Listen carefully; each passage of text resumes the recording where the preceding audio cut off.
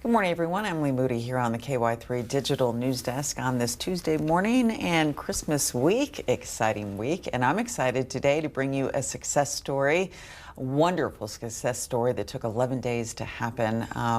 It goes back a couple of weeks ago, right before Thanksgiving. One of those kind of worst nightmares. You're traveling with your dog and you stop in a restaurant parking lot and the dog gets away. So this is Coco is the dog, and the owner, Paul Davis. He is traveling with his wife. He's from Columbia, Missouri. They came to Silver Dollar City just to have a fun day. They had their dog, who they only had for a couple of months. Her name's Coco, and she was a rescue dog, and she has a bit of a background.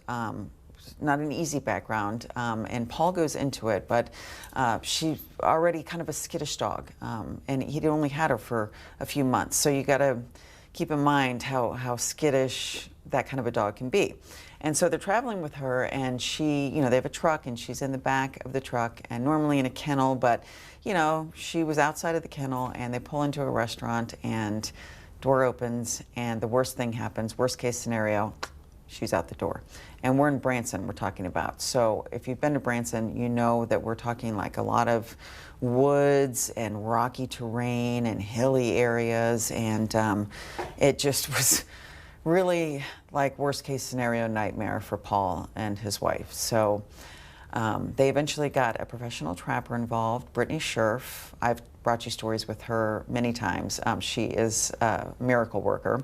She runs emergency rescue consultancy. And so the two of them, dedicated, working together, finally got Coco trapped. Well, they got her, not actually trapped, but they got her and they got her back home. And so it's a wonderful story as we're heading into Christmas. And Paul tells the story wonderfully. And Brittany has some great tips. So learn from Brittany as you listen to this story. If you ever have your dog go lost, she has got the tips that you need to know. So check it out. Let's start from the beginning. First of all, just give me a background on Coco. How long you've had her and how you got her. So I've had Coco since the middle of September. We adopted her from Central Missouri Humane Society in Columbia. And prior to our adopting her, she'd been with a foster mom, Rebecca Klein, in Columbia, who does volunteer foster work for the agency. And prior to that, Coco had a really bad background, if I might go into that a little bit. So according to the information that I have, is that when Coco was picked up by, I believe, Boone County Animal Control, Columbia, Missouri area, she was one of 8 dogs at a home north of Columbia. 2 of the dogs, including Coco and one other, were in a cage outdoors.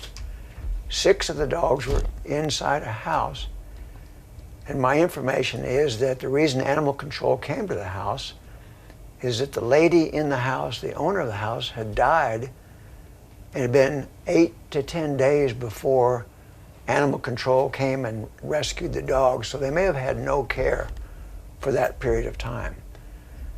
Well, when they opened Coco's cage, she immediately jumped out and disappeared.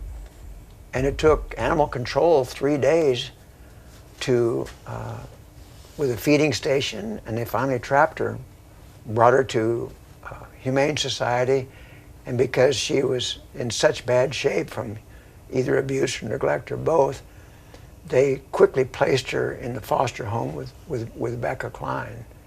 And then Becca had her for a couple of months, and she was reluctant to give her up, but Becca's getting ready to have a baby just in the next few days. She already had a rescue dog, so there really wasn't room for another dog. But so we've had her since the middle of September, and it's been quite a challenge, but I'm a volunteer campground host down at Table Rock State Park, south of Branson. And I brought her down with me in 1st of October, and she soon bonded with me and got to the point where she would ride around on the golf cart and really enjoyed it. So it's been a wonderful relationship in the building. Okay, so take me back to the day she goes missing. What happened?